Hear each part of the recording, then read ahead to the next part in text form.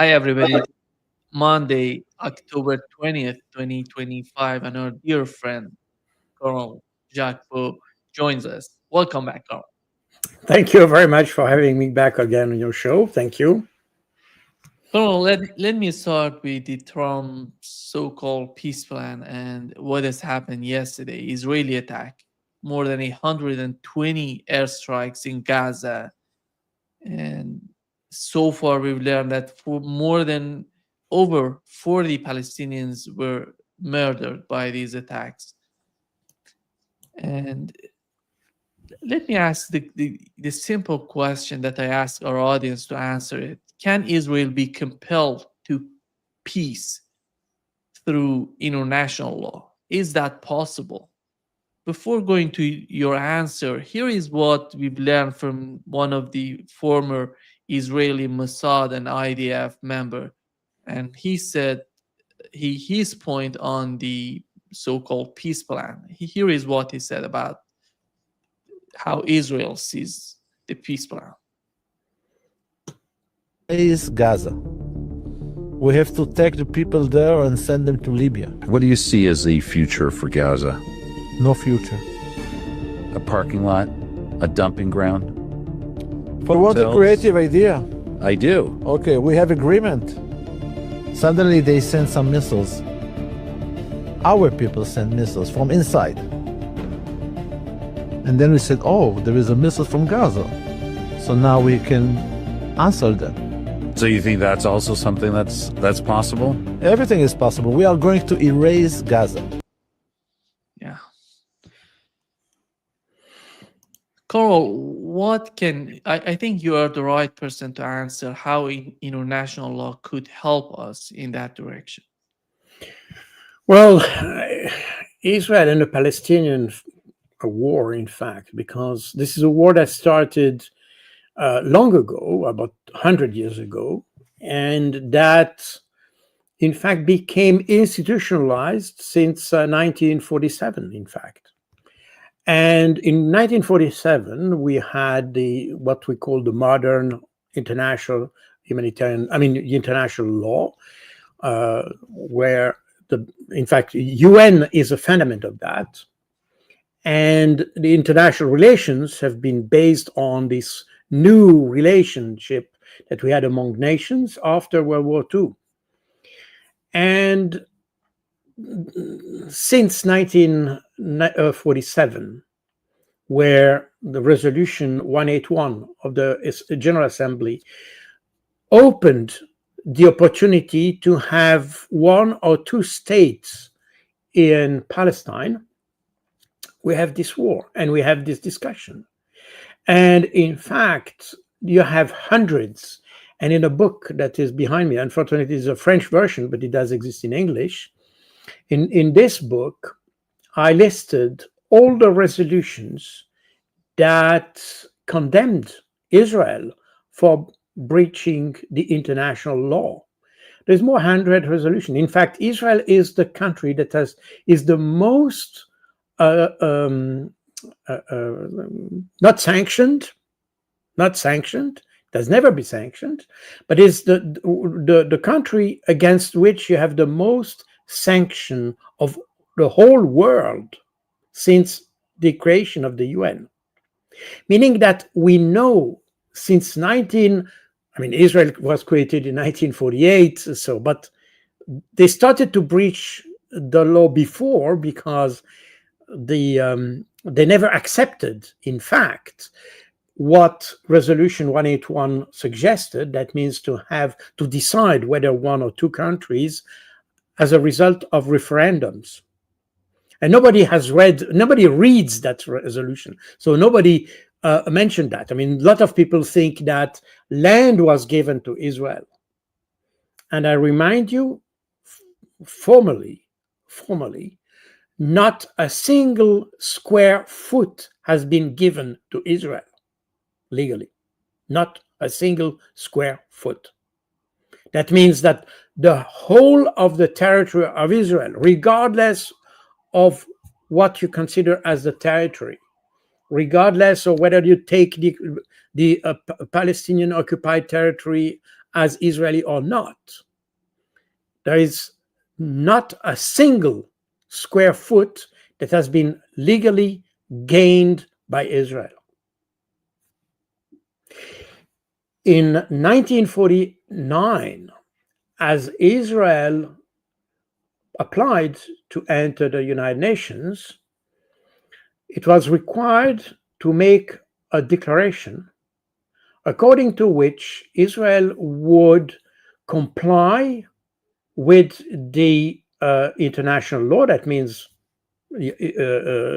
United Nations rules and international law, as a condition to remain in the UN. As a condition to remain in the UN. Since then, they, as I just said, you have more than 100 resolutions that condemn Israel for implementing the international law and to breaching the international law.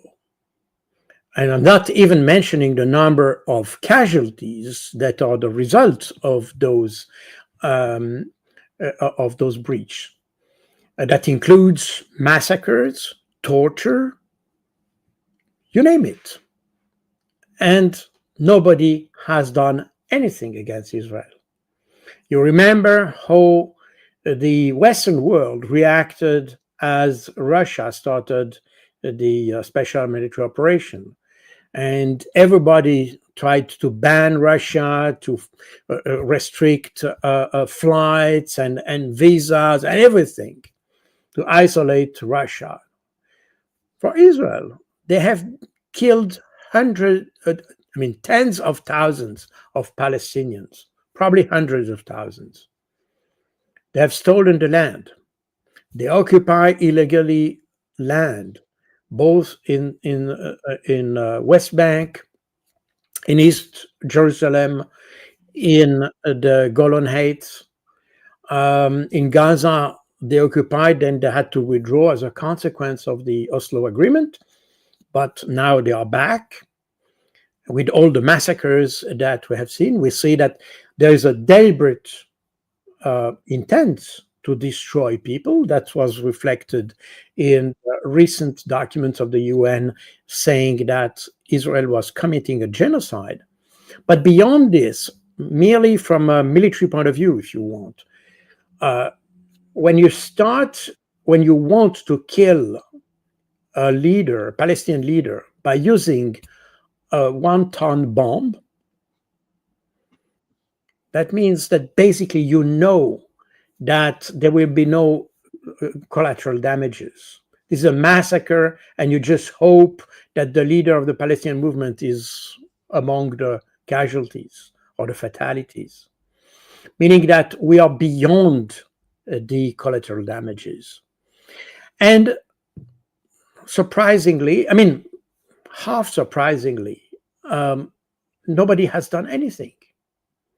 We have even countries like Switzerland, Switzerland to some extent, yes, France, Germany, the UK, the US, obviously, who continue to support Israel and even supply weapons and ammunition to them. So we are in a very strange situation where everybody knows perfectly what happens, because in fact, the purpose of the 7th of October 2023 was for the Palestinian factions, and not just the Hamas being just the, let's say, most important faction of about a dozen of various movements in Palestine, which range from left to right, including nationalists, some Islamists, some not, some are completely no political at all. So all this, the idea of the 7th of October was to bring the Palestinian question to the attention of the rest of the world. And in that sense, this worked, but probably not in the way the Palestinians expected. The idea, and we know that because everything has been written. So there's no, I'm not making here a speculation. This was stated by the Palestinians, by the spokesman of the Hamas during the first days of the Al-Aqsa flood operation. So we know that the idea was, through this spectacular action, to show the world that Palestinian resistance was still active, they could achieve something. And the action itself was supposed to show the world, or to remind the world, that there is a Palestinian question. The name of the operation, Operation Al-Aqsa, refers to the Al-Aqsa Mosque, which is on the Mount Temple, Temple of the Mount, or Mount of the Temple, sorry, in Jerusalem, that is also threatened of destruction by Israeli radical element who wants to rebuild the Temple of Solomon, and therefore, for that reason, to destroy the mosque. And that's the reason why it was called Al-Aqsa Operation, meaning that the scope of the operation of the 7th of October 2023 goes much wider than just the action outside the fence, in which the Gazan population was, in fact, a prisoner. And in reality, it's not so much the operation as such that was brought to the attention of the world, but the reaction of Israel that was obviously beyond any, I would say, beyond human understanding. I'm not even mentioning humanitarian. Human. Everybody who has a sense of humanity has seen that Israel is taking advantage of the situation to destroy a population. I'm still amazed to see that the International Court of Justice, whose responsibility, given through the claim provided by the South Africa, against claiming that Israel is breaching the Convention for the Prevention of Genocide. Again, we are talking about prevention of genocide. We're not saying here, as historian, it was or not a genocide, because a lot of people tell you, well, there is not enough people to be a genocide. But the convention is about preventing the genocide, meaning that the whole idea of that, technically speaking, it's more complicated to realize, but technically, the idea, even the first victim of the genocide should be prevented. Even the first one may indicate a genocide. So it's not a matter of the number of people, as the Israelis try to bring to the when they try to explain and say, well, it's not a genocide because we don't have enough casualties. And you have a lot of governments saying the same thing. Well, there are not enough casualties to be a genocide. This is not the idea. The idea of preventing the genocide is to identify the first signs of a genocide in order to stop the process. That's the purpose of the convention. And I'm still amazed to see, but we know exactly why it is so, because one of the judges of the International Court of Justice is, in fact, religious-oriented and admits that what happens in Gaza is not a genocide. And for that reason, the Court of Justice has not yet decided that it could become a genocide, because that's the point. And therefore, we continue with that. We continue with the rhetoric. We continue with the narrative that, in fact, protect Israel.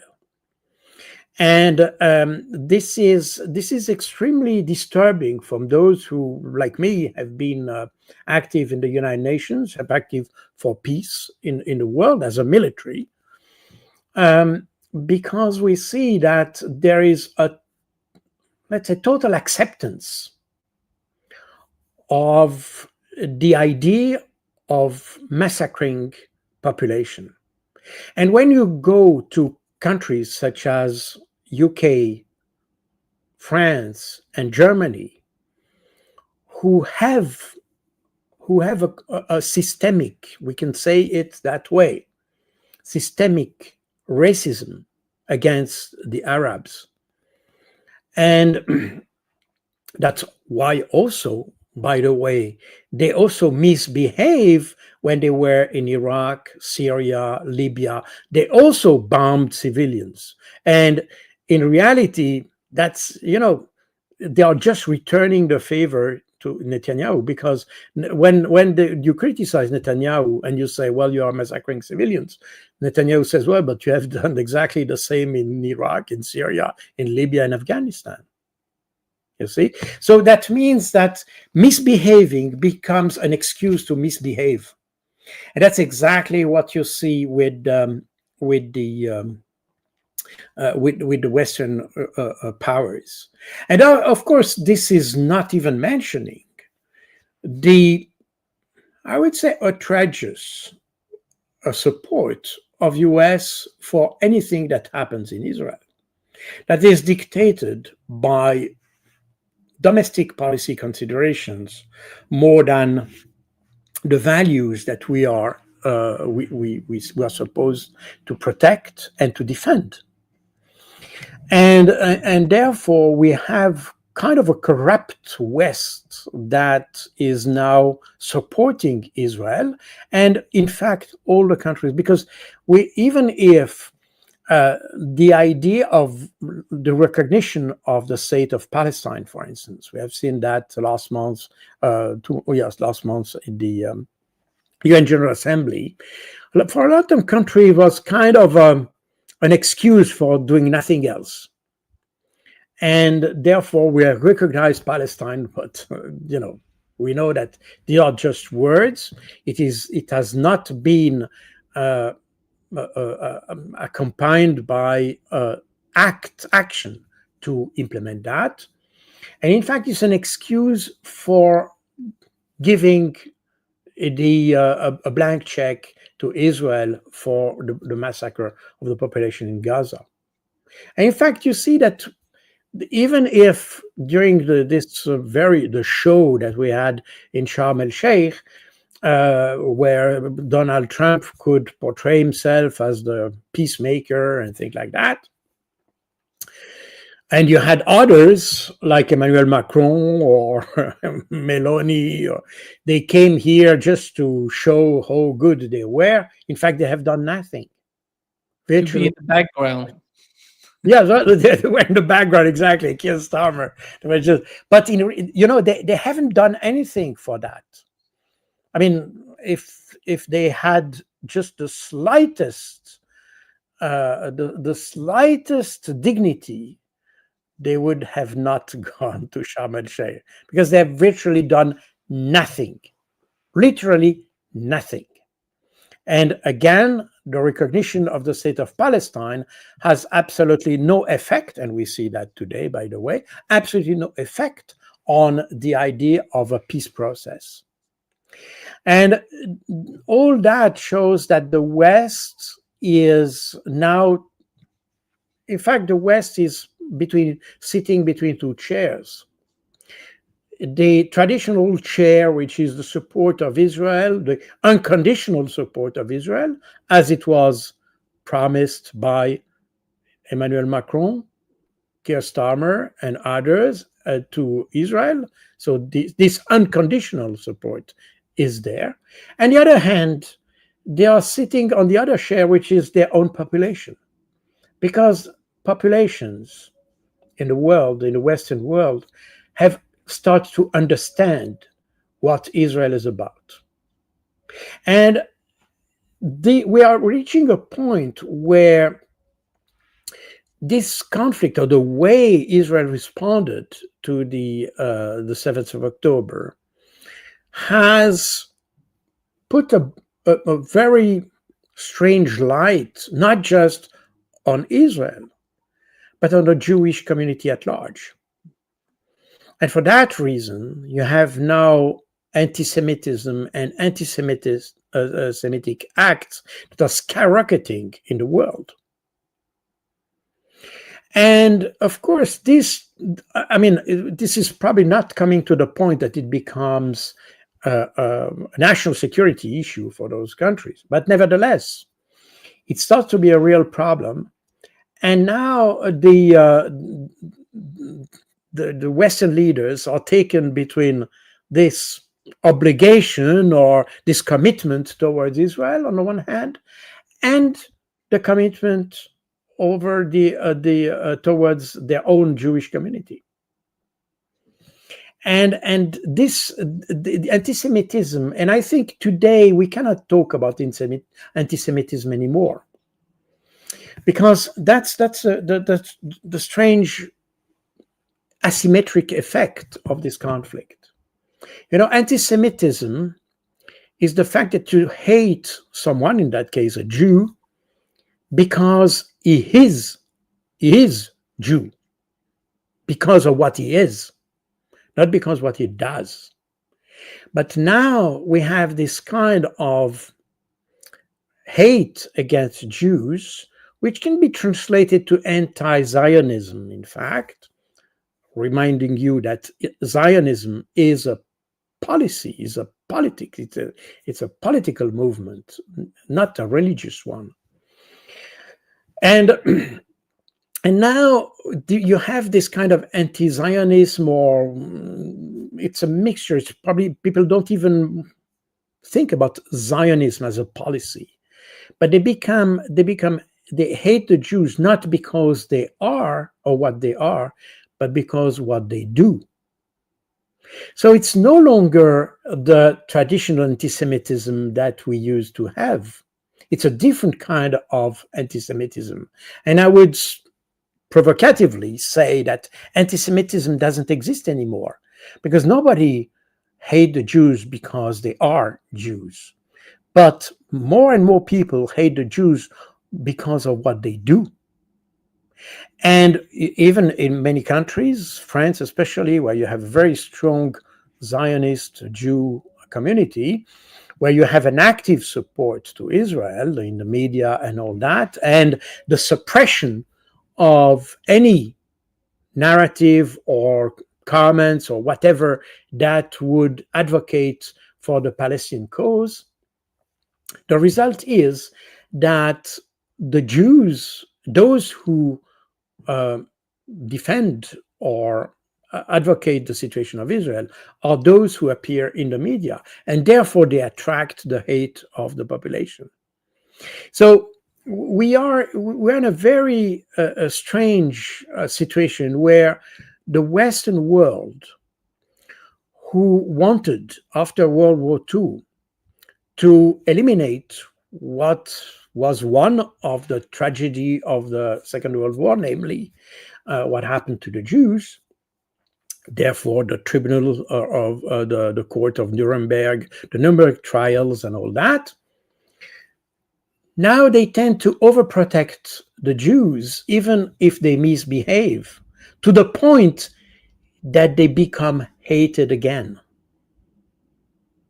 So we have created kind of a symmetric situation by which by wanting to protect someone, we have created the condition of this person to be hated again.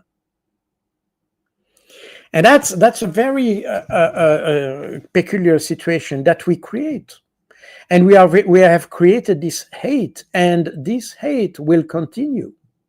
It will even continue more, because the software of our societies, and again, we can criticize this, and I'm not the ones who are happy of that, because I'm not an advocate of uncontrolled immigration and all that.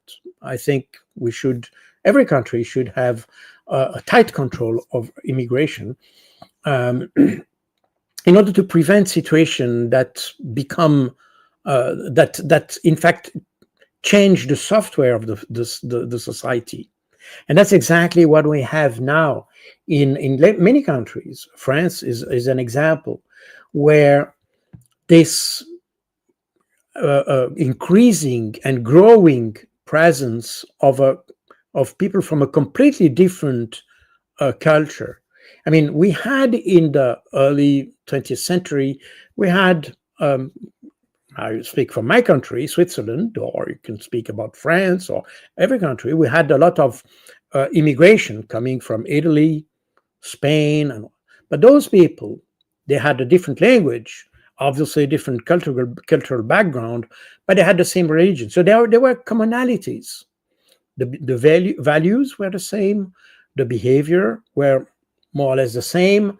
So we had a lot of commonalities despite the difference of language, and therefore the society of Northern Europe could absorb this immigration of the early 20th century, especially after World War II, by the way. You had a lot of Italians looking for work and coming to France, Italy, Switzerland, Germany, and so on. But we could absorb them because they had a similar culture.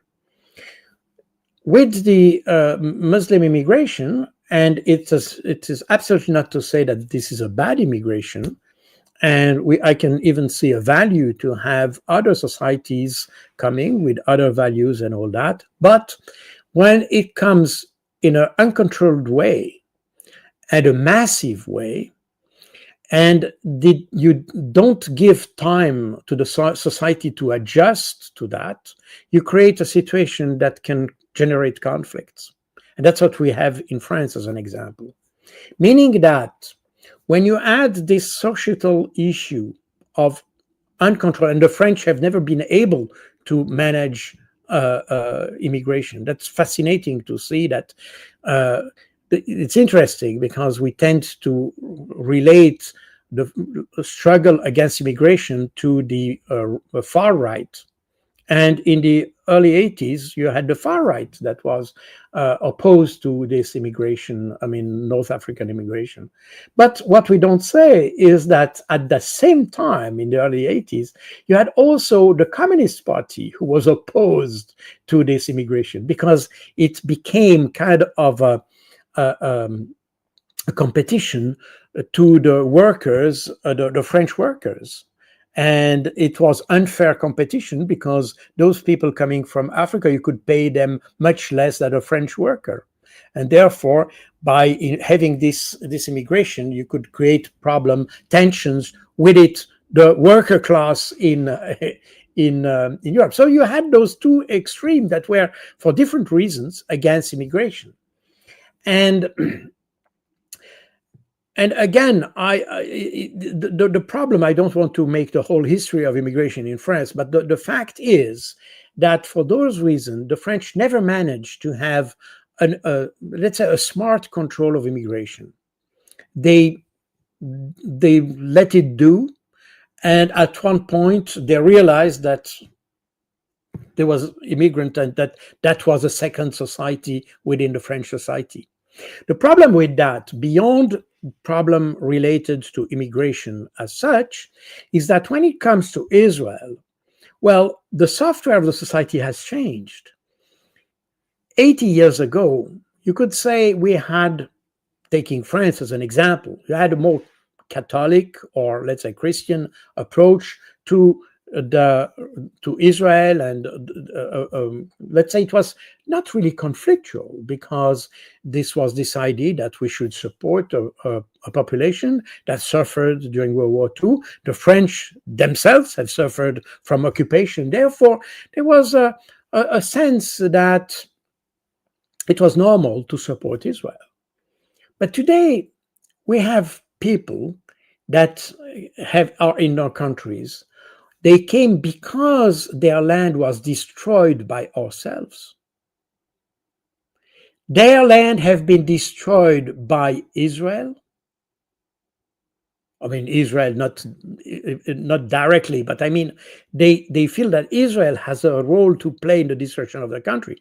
Let's say Syrians as an example, or Lebanese, which are very, where you have an important community in France. So, meaning that our population, the population that lives today in France or in Europe, has a different understanding of the conflict in the Middle East as it had 80 years ago. And today, it's much less in favor of Israel. And this creates tensions within our own countries, meaning that this blind support to Israel that we have in our countries not only creates problem with Israel itself, but creates problem in our countries also. And what is very strange is that nobody has even tried to tackle this issue. And again, it's not about being unfair about Israel. It's about imposing Israel to respect the international law. And when I listen what Bezalel Smotrich, the Minister of Finance, said recently, he said international law is not applicable to the Jews. This is the difference between the chosen people and the others. And that shows exactly what we have witnessed since October 2023. I mean, a complete disrespect for international law. So it's not today about,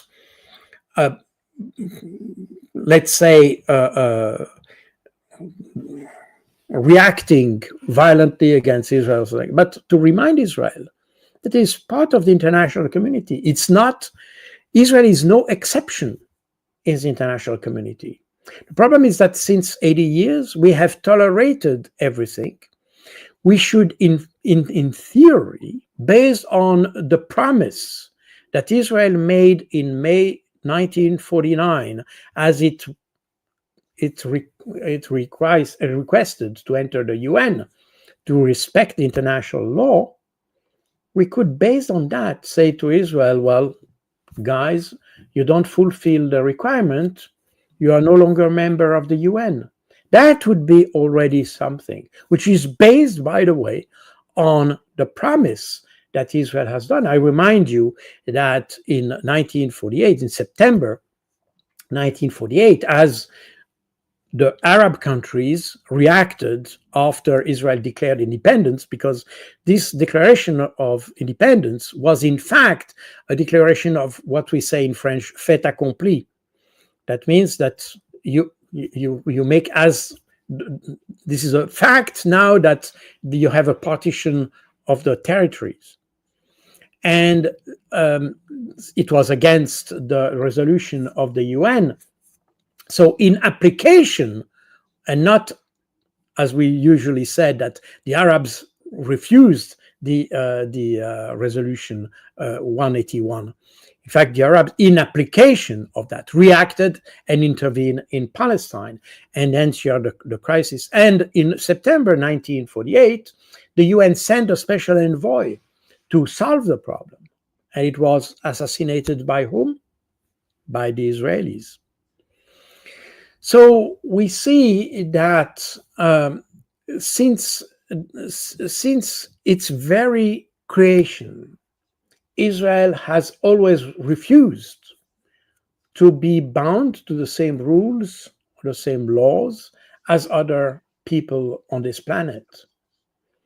And therefore, creating all these massacres. You know, if you read my book here, I make the whole history of the of what happened in Gaza and the history of Hamas and all that. Oh, and the book is was translated in English, yeah? It's translated in English, yes, absolutely. Yeah, Al-Aqsa flood. Yeah. Yes, the Al-Aqsa flood. It is translated. In any case, what we see today in Gaza, which has become more apparent since October 2023, in fact happens since 2005. You know, this bombing, regular bombing. And when we talk about the missile that the Hamas fired, I mean, I have studied that because I wanted to, if you look at those rockets sent by not only the Hamas, in fact, the first one to use those missiles were the Palestinian Islamic Jihad. And I tried, if you look at the casualties that are caused by these missiles, they're extremely low.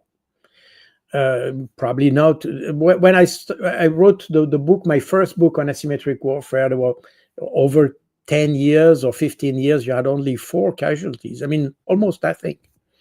So, therefore, I asked myself, for what reason do the Palestinian fire or launch those rockets? Because obviously they don't kill much people. And what is the rationale for sending them? Because they didn't bomb regularly Israel every day to 10 missiles or things like that. No, it comes very sporadically. And I realized by making my studies, I compared the reports provided by some organizations, B'Tselem and others. I compared the number or the date and attack of the Israeli aviation or air force against Gaza, and I compared with the time when those missiles were fired. And I noticed that the missile that we use to take as an example to say that Hamas is a terrorist organization, for instance, it was systematically, those missiles were a response to bombings that were performed by Israel. And then I did the same for Israel. I said, but why do Israel bomb sporadically the Palestinians in Gaza?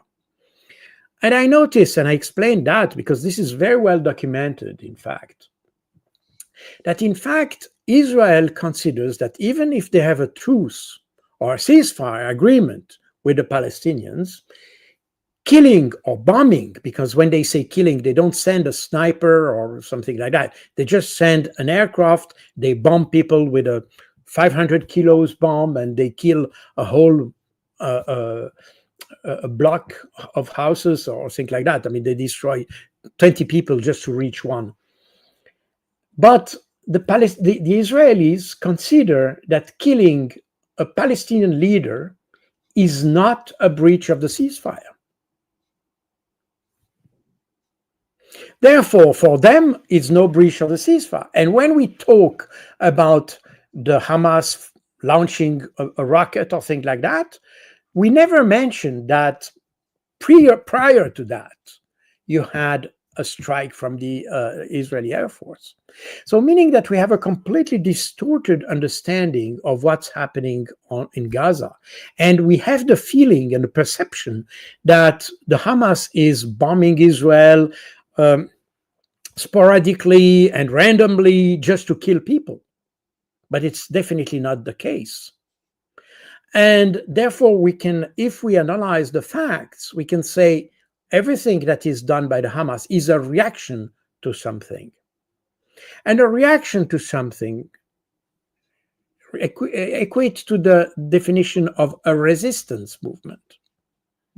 It's a movement that resists.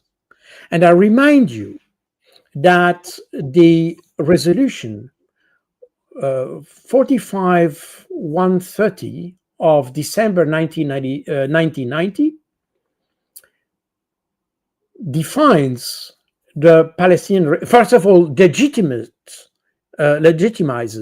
the Palestinian resistance, says that Palestinian resistance is legitimate, point one.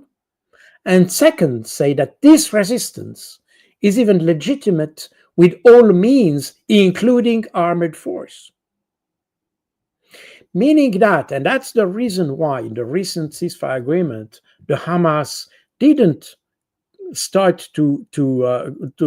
didn't even start to say they will disarm, because based on international law, based on resolution of the United Nations, the fact that Hamas and the Palestinian resistance is armed and resists through armored force is completely legal. Therefore, even requiring from the Palestinian resistance to disarm would be in contradiction to the international law. And that's what we have to understand, because if we continue to consider that all the Palestinians are terrorists, by the way, that's exactly what is one of the indicators of a possible genocide, because you may remember that ministers, I think it was Ben-Gvir and other ministers, who said there is no innocent people in Gaza, meaning that basically they're all terrorists. As a result, we are entitled to destroy all of them. And this single fact should be already a reason for me to define the plausibility of a genocide and to take measure to prevent that. But because the West doesn't want to address this question, because it wants to protect Israel at every cost, we are doing nothing. And we will continue to do so. And you can have people like Macron, they make just noise, but they will do nothing. And that's where we have a concern here. And that's also that explains also, you talked about a peace agreement, and I understand that's what it is, the international community and especially Donald Trump is calling that agreement. But in reality, it's not a peace agreement. It's a ceasefire agreement. And this, what's happening in Gaza, illustrates exactly what the Russians don't want to see in Ukraine. Remember that in Ukraine, Zelensky and the Europeans want a ceasefire agreement, while the Russians has always said, we may have a ceasefire, but it must be embedded into a larger process, which in fact leads to peace, meaning that we need to have a peace agreement, an agreement that leads to a peace negotiation for a sustainable and durable situation in which you may have ceasefire. This is not a question. But a ceasefire doesn't hang in the air. It is related and linked to a larger process that has been codified, that has been signed and agreed upon by both parties. And if you remember what the Russians have provided in June this year to the Ukrainian delegation in Istanbul, it was in fact a whole process that would lead from the start of a negotiation to a peace. And within that process, it's very detailed in the document that was provided by the Russian delegation.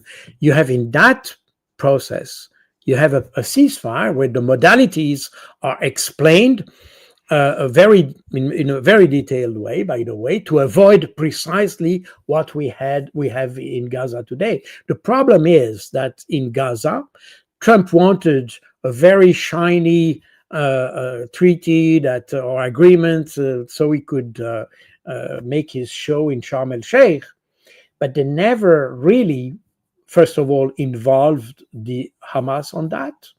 Meaning, if you want to have an agreement that is sustained and is sustainable, you need to have the two parties. As I said many times, peace is a process that starts in yourself. That you have to talk to the other, but you have first to accept the fact that you want to be in peace.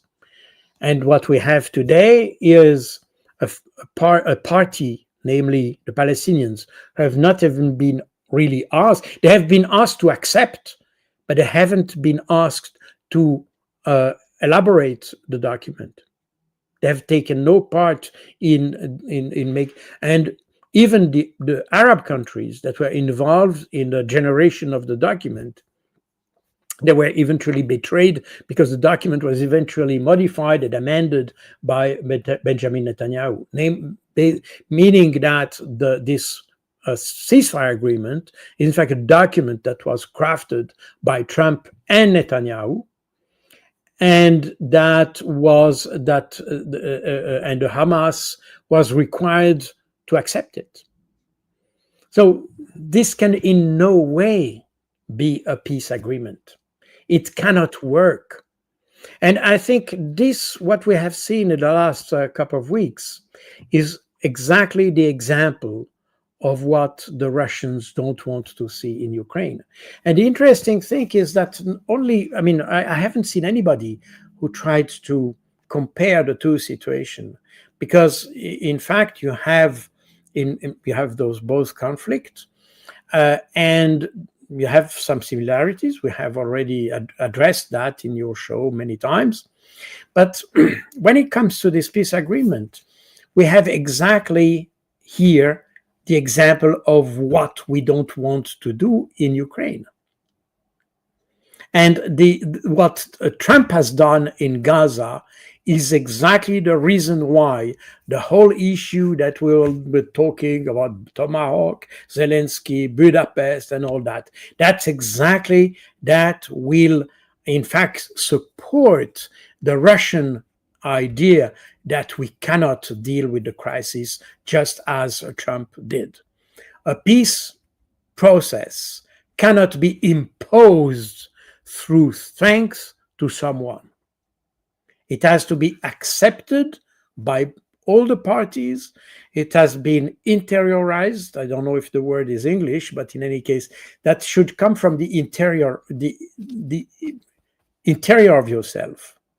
You have to agree to go to peace. And it's not easy, because if you, and I have seen that many times. I've been involved in many mediation activities especially in Africa, where for some reason people want to fight because they feel they have a good reason to fight. And the first step of all these people is not to convince them that the other is right. The first step is to convince them that peace is better for them, that they have to accept to themselves the idea to be at peace, and that peace is a better choice. And then an agreement has to be just. It has also to fulfill this criteria of justice, because if you are you think you are fighting for a just cause, you cannot just accept the rule of the more powerful simply because you are weak. Therefore, it must be an element of justice in that. And that's then the work of the mediation, to make that, to render that justice in the agreement. And so you make the agreement acceptable to both sides. And here we are again in the problem with Israel, because if you have a country or culture that from the very beginning decides that the other entitled of nothing because they are not chosen by someone, becomes extremely difficult to explain what is just or what is not just. Yeah. You mean internalizing the peace? Internalizing, exactly. Yes, thank you very much. Yes, sometimes the words come and sometimes they don't. Yeah, Internalizing, absolutely. it Thank you happens very to much. me as well, because when I No, talk absolutely. Portuguese and Yeah. change it to English, yeah, it happens. Colonel, what is the, we know that there was a meeting between Donald Trump and Zelensky in which it seems that, as Financial Times reported, that Trump urged Zelensky to accept Putin's terms or be destroyed by Russia. But this time around, in the aftermath of the phone call between the two presidents, Putin and Trump, you don't see that sort of panic that we've seen last time in Europe, in European leaders. Do you think that after all, they feel that the question would be how to continue the war, is not how to, the details of the continuation? We're talking about, you mentioned the Tomahawk missiles, and we are talking about the escalations that they're going to introduce to the battlefield. between the two. We're not talking about putting an end to the conflict. Is that a concern anymore for Europeans? Because the main question is Europe in panic again, or they feel so calm when it comes to the continuation of the conflict that they don't need to, feel it anymore? No, I think there is a kind of panic that is also. I mean, probably it's less apparent that it happened in after the Anchorage meeting, but it is there, and we see also that Zelensky is in panic. And if you see again, I haven't followed all the details of what's happening on the ground just yesterday or so, but apparently the Russians have made a landing on the western bank of the Dnieper River and have reached the city of Kherson, meaning that the Russians probably could have here a bridgehead to go on the western part of the Dnieper River. I mean, the western side of the Dnieper River, and maybe reach Odessa, or I don't know. In any case, this shows that somehow Ukraine becomes more and more in a critical position, and Zelensky realized this. Interestingly enough, even his request to have Tomahawk was not even to achieve any kind of victory. And if you read carefully what happened end of September, as Zelensky asked Trump to have Tomahawk, it was not to achieve any kind of victory. It was to put pressure on Putin in order to have a peace agreement. Of course, what Zelensky wants and what the Europeans want is an agreement on their terms. And the reality on the ground, obviously. Oh, to my understanding, they want some sort of pause, some sort of ceasefire, not a substantial deal. Yes, no, I understand that, but that's part of their own process. What they understand, that's part of their terms, if you want. Yes, it's not peace as such, but I think in the reports I've seen from Axios, when Zelensky asked for a Tomahawk, they talk about peace, but in reality, you're absolutely right to underline this. In the European mind and Zelensky mind, ceasefire equals peace. This is very peculiar, by the way. That's exactly what we have in Gaza. We portray that as a peace agreement, but in reality, is simply a ceasefire agreement. You see, and that's the problem. Again, we are back. If you read my other book here on the over my shoulder, this one is in French, but it exists also in French, which is The Russian Art of War. I explain that for the Russians, war and peace, by the way, are understood as an holistic way. I mean, this is, you cannot, war is not just what's happening on the battlefield. War is a complex activity that relates to this idea that you have, you remember Clausewitz, everybody knows that war is a continuation of politics with other means. And that explains exactly the position of the Russians. And that applies to war, as applies to peace. And if you look, for instance, at the what the Russians tried to achieve, the reason why the Russians entered Ukraine in February 2022, it was, in fact, to enforce the peace agreement, the Minsk agreement.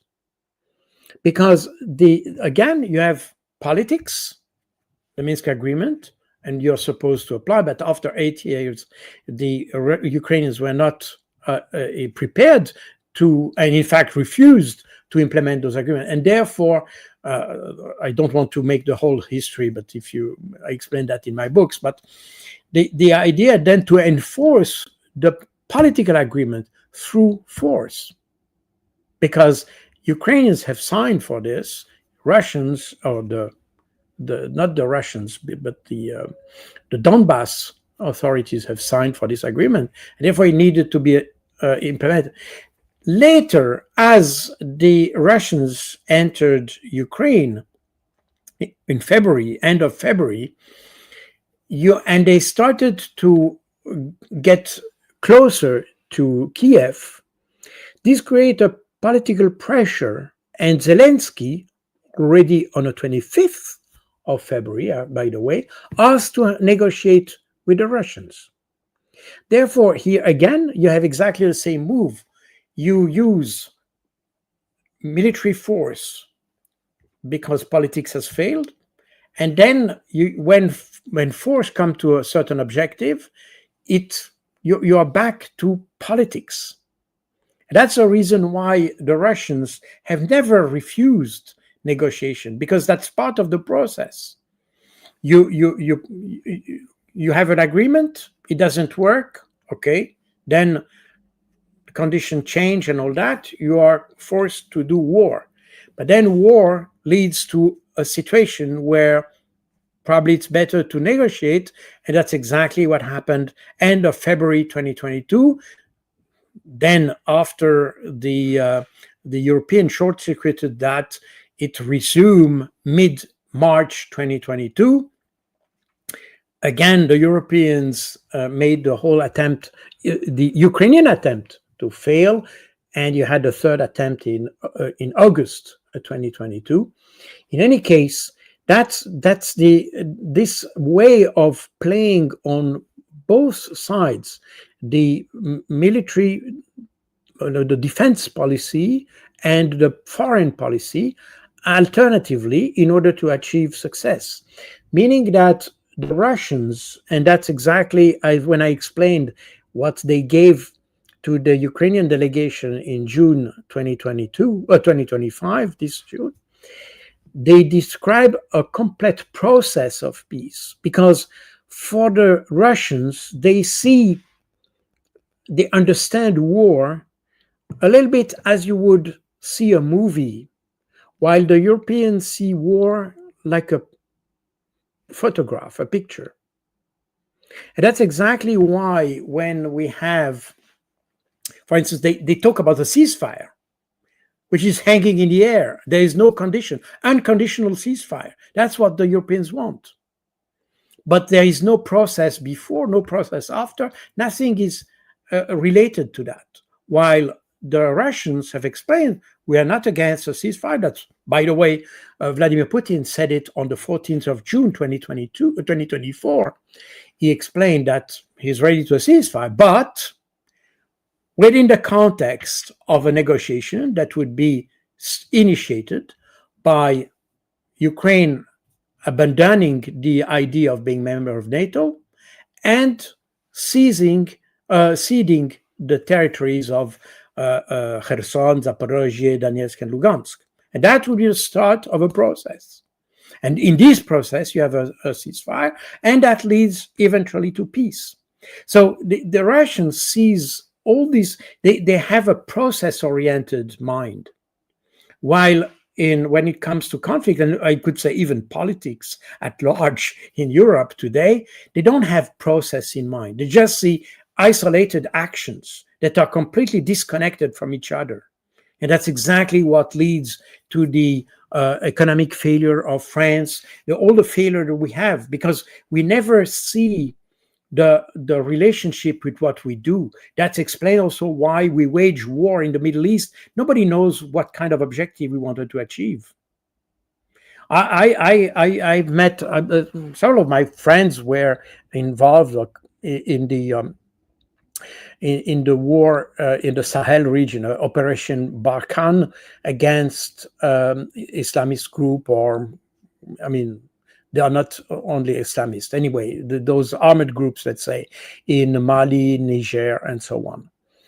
But they're all lieutenant colonel or colonels. They have been involved. When I talk about the conflict, they told me that they never knew exactly what was the objective of the operation.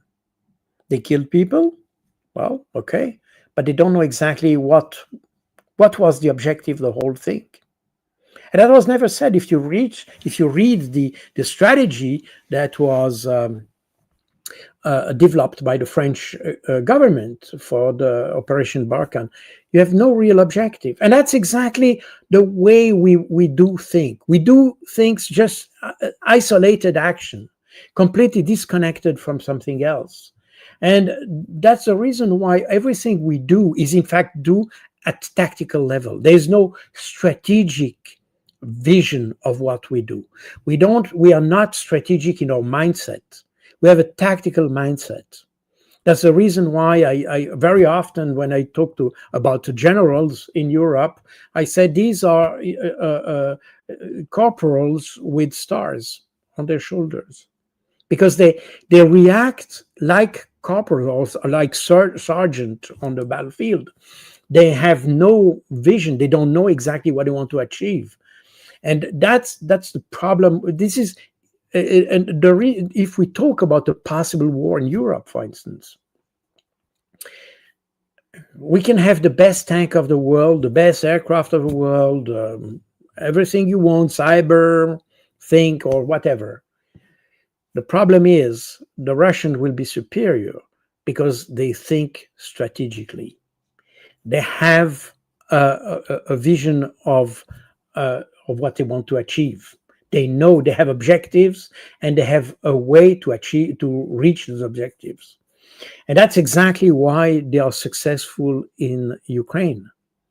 They started with a force that was very much smaller than the Ukrainian army, in fact, in February 2022.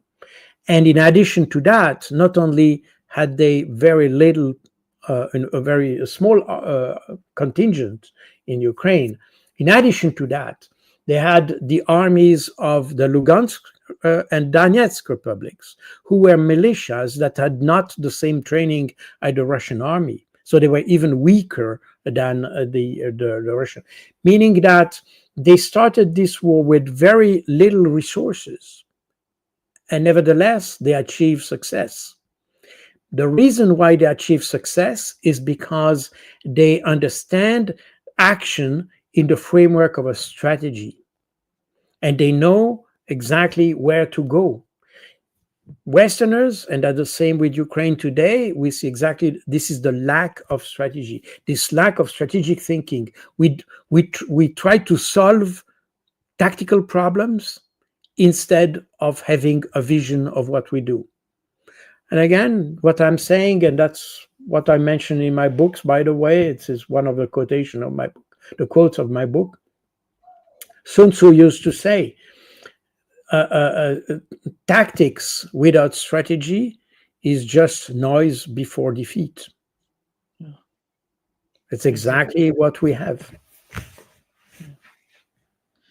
I think the strategy on the part of European is how to defeat yourself without knowing that you are defeating yourself. Well, that's exactly, but this is exactly that, because you do something without thinking about the consequences, without having the big picture of what we do. You want to harm the Russians, so you do, I will do that, not even understanding. Well, you have the case just today, last week, when it was not with Russia, but with China, when the Dutch government decides to take over Nexperia, this semiconductor company. This was a Chinese, but headquartered in the Netherlands. So they take it over. And suddenly, well, they forgot that all the production line is in China. So China said, well, we just close the door. That's it. And so now the government of Netherlands is here with a company with no work anymore, with no products, and they just close the door. So you have hundreds of people who are suddenly unemployed. That explains exactly this kind of short-sighted view with which the West is doing business. We tend to look only the appearance of things, but we don't understand the underlying things. It's there is a say in German which is mehr sein als scheinen. That means more to be than to appear, in that sense. And in fact, that means that we should have inherent qualities, not what you show, which is important, is what you are that is important. But we do exactly the opposite. Everything is about appearance. It's about the show. We want to show that we don't like the Russians, so we impose sanction, that, and suddenly we notice that we are the first ones who are, in fact, the victims of these measures. I mean, let's talk about Nord Stream. We can talk about all everything we have seen in the last 30 years, for all wars we have done, in fact. This is exactly the same thing. We don't think about the consequences of what we do. We do things just because we need to do them. Remember that that was the 12th of September 2001, as the US wanted to react to the terrorist attacks of the 11th of September. Then you had a crisis meeting, and in this crisis, in this meeting, someone asked, well, do we have enough targets in Afghanistan to bomb them? And the US Air Force representative said, well, unfortunately, we don't have many targets in Afghanistan. So Rumsfeld, I think it was Rumsfeld who said that. I may be wrong, but I think it was Rumsfeld who said, oh, we don't have enough targets in Afghanistan. Then bomb Iraq. You see, that's exactly the absence of strategy. This is the kind of stupidity that, in fact, drives our politics in all the Western countries since decades.